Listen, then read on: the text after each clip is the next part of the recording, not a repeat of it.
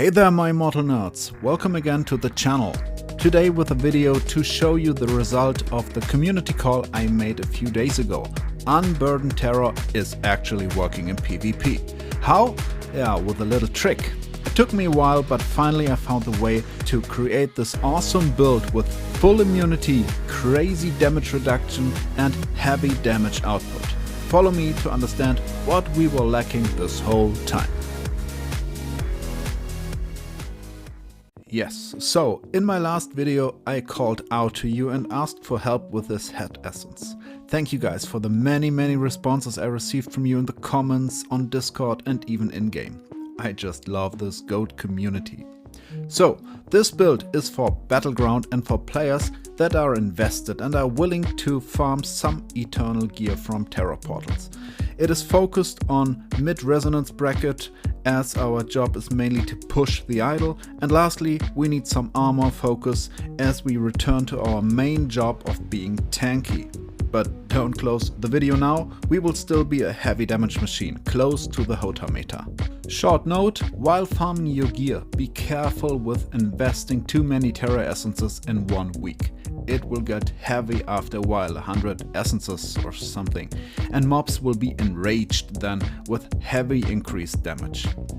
On the other side, farming like this will grant you a goblin portal from time to time with a very nice drop rate for legendaries. So keep farming and good luck on this. You're asking what to look for, what essences and eternal gear to farm? Well, let's check out the mechanics.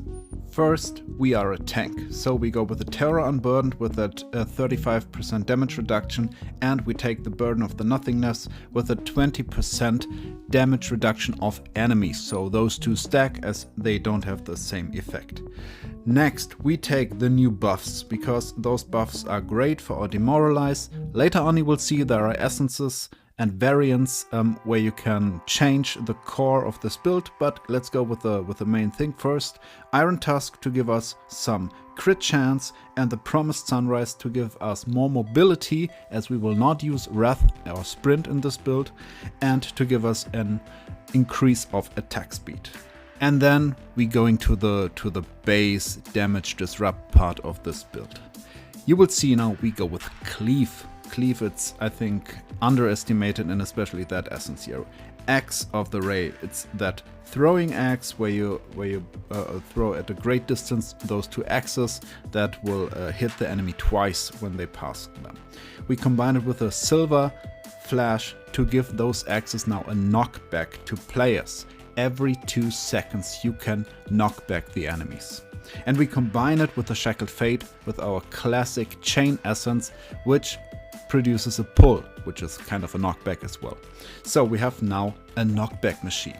First we throw the axes to deal an initial knockback, then we pull them to us, which knocks them back again, then we throw axes again, which knockbacks them again. We keep then chained disrupt, and this is the core of this build. And this is where the beauty starts. So why Cleave and why is it so special with the Terror Unburdened? The point is, the Demoralize with that helmet is dealing attacks continuously. You cannot boost those attacks with primary attack damage or any primary attack effect, because they're kind of a skill damage or something. But, and this is the crazy part, they count for the eternal affix of the Cleave, which says cooldown is reduced by 0.1 seconds whenever your primary attack hits an enemy. And in this case, the Terror Unburdened counts. The Demoralized attacks count as primary attack, and it reduces the cooldown of our Cleave. So think about it. We have 100% immunity to anything while we are in that Terror Unburdened Demoralized mode. And we constantly deal improved by attack speed from sets and the offhand primary attacks continuously while we are relatively fast. So every time that AoE hits, it reduces our cooldown. Second point, it's not a primary attack as we do usually with our Lacerate or something. It is an AoE primary attack. So whenever he stomps down, he will hit something. So you can imagine what happens when you are in the idol and you just clubbing the whole mob at the idol. Your primary attacks hits an enemy and sometimes even more than one.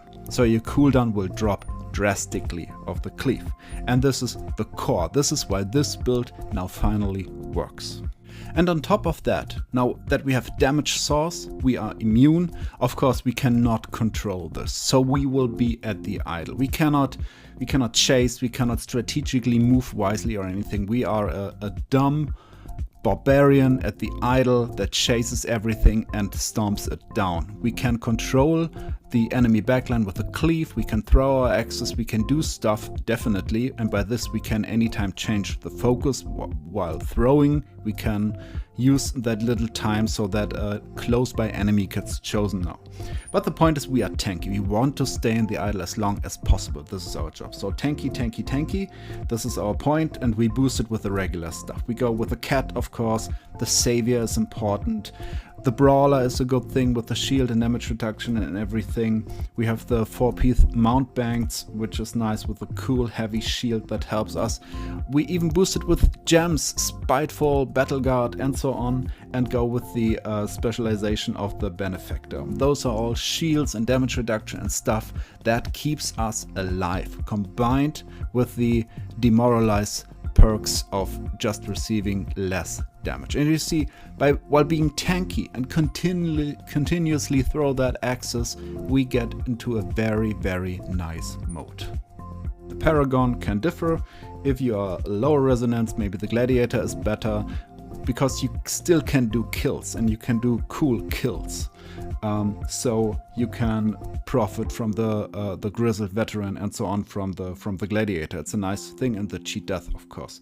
For the high resonance, I would go with Brawler, because anyway, with a higher armor, you do not die that often, so the Brawler brings you more with the regular shields and everything.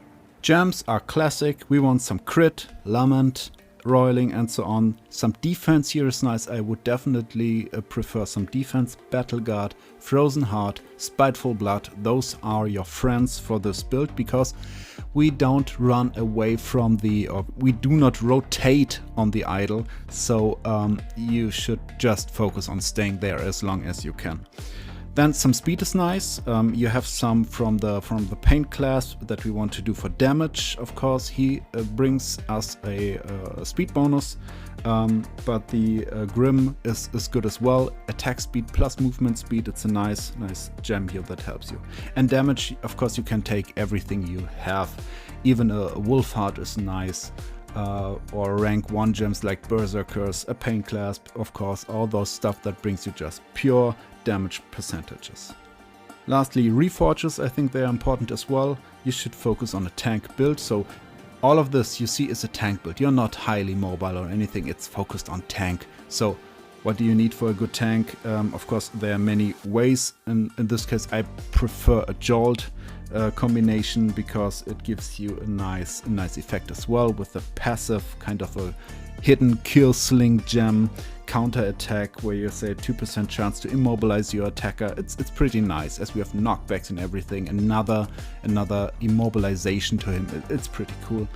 And what you have in here is the damage taken from players is reduced. You can pick it 8 times, so 8% damage reduction from players on top. While you have, in addition, the suffering. While you suffer a loss of control, you reduce the damage that you receive. You can go up to 4%, I think, so 8 times 4 is 32%. And of course it's drived, so I don't know, maybe 12% or something in PvP, plus the 8. So your base is 20% damage reduction. And then you can turn it around with the vengeance stuff. So without going for the bonus, you could take 2 times vengeance with damage to players, 8% overall, and damage to enemies suffering from a loss of control. We have chains. Loss of control is included with the slow, so we get another like 20% increased damage. So 20% less damage that we receive, 20% more damage that we deal. It's a good base deal for PvP.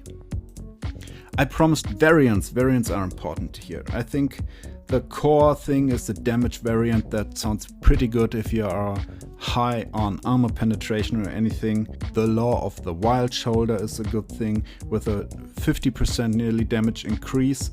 For the cleave, when enemies are slowed, because we are using the chains, every of our enemies is slowed in front of us, so 50% more damage to them, plus 10 when awakened, so 60% more damage. This is a nice thing. Then you can use, of course, the offhand of the Demoralize with the movement and attack speed. It stacks poorly the attack speed with the Vithus, so I would say go with the 2-piece Vithus, 2-piece Banquet now. So we get another 50% damage increase because everything is bleeding with our cleave. So overall you go with a 75% damage increase in here for your cleave. And you see by that the cleave now really hurts. Next variant is more like the knockback variant, where we say, okay, the shoulders are the silver flash. You want to have that knockback now. So we reduce the damage on that. So we go with the 4-piece Vithus again, because we need some damage and we take it from the offhand, which we switch into the flash splitter now. We give our cleave here an overall 20% damage increase and a bit of a cooldown reduction. So instead of 75, just 20%, but we have now the knockback, so we can control the enemy better. I prefer that variant, to be honest. It's more important to have that double knockback than the additional damage, but try it, both works pretty good. Build overview to make it easy for you to copy and test it out. Of course, we have a lesser rate in here, but it doesn't matter. Undying Rage is important. Cleave, Chains and Demoralize. We take the speed while we attack from the Promised Sunrise and our gems. So Demoralize is a key with the Terror Unburdened, the Iron Tusk, the Burden of the Nothingness and the Promised Sunrise. You see it's crazily buffed. This is a core build. Check out the variants again if you want to switch it a bit, more like to damage, more like to knockback. Then we have the Shackled Fate with the Barbarian Talons, good damage improvement 20% and that pull. And we go with the Silver Flash and the Axe of the Ray to give us that permanent cleave axis that knockbacks every 2 seconds. We boost it with the 4/4 if you can. It works with the 2 or 4, 3 or 4 is better, 4 or 4 is nice.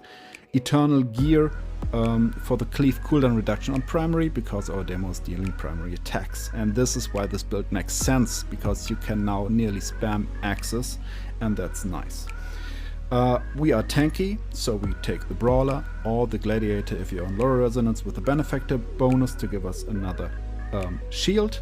Take some damage gems like a Spiteful Battle Guard. We take some crit gems to actually matter on damage in addition to the Iron Tusk, Roiling, Lamet and so on. We need raw damage, Fang, Painkillers, Berserkers, Wolfheart, whatever, anything on that. Bit of movement speed is nice with the Jade or the Grim. And yeah, some gems work good. It's a Maw, it's nice to pull the enemies as an auxiliary gem is nice, or some utility gem in your Starfire or whatever to lock the enemies down, in addition to your already nice working knockbacks and pulls. Sets, 4-piece Mountbank, 4-piece Vithus, some variant if you want to have more damage to switch the 4-piece Vithus. Check out the variants here again. Actually, I'm having a lot of fun with this build. Of course, it isn't the big tactical shot, very passive and kind of a lazy Battleground mode.